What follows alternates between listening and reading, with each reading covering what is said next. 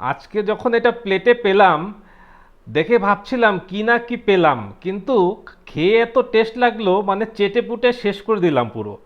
তো আমি আজকে বলছি এটা হচ্ছে দই ভেন্ডি। বানানো খুব সোজা।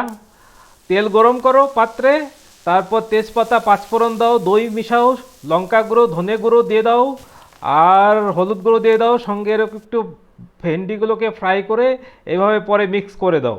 তারপর একটু নাড়িয়ে চাড়িয়ে নিয়ে নিলেই হয়ে গেল। আমি অ্যাকচুয়ালি কি করলাম, খিচুড়ির সঙ্গে এটা খেলাম। আর খিচুড়ির সঙ্গে যখন খেলাম, টেস্টটা লাগছিল অনবদ্য। আর এটা পুরোটাই নিরামিষ। তোমাকে পেঁয়াজ রসুন কিছু লাগে না, বানানোও খুব সোজা। তোমরাও বানিয়ে দেখো, খুব সুন্দর লাগবে। ডেসক্রিপশন ডিটেলস লিখে দিয়েছি, ফলো করে নাও, পুরো পেয়ে যাবে রেসিপিটা।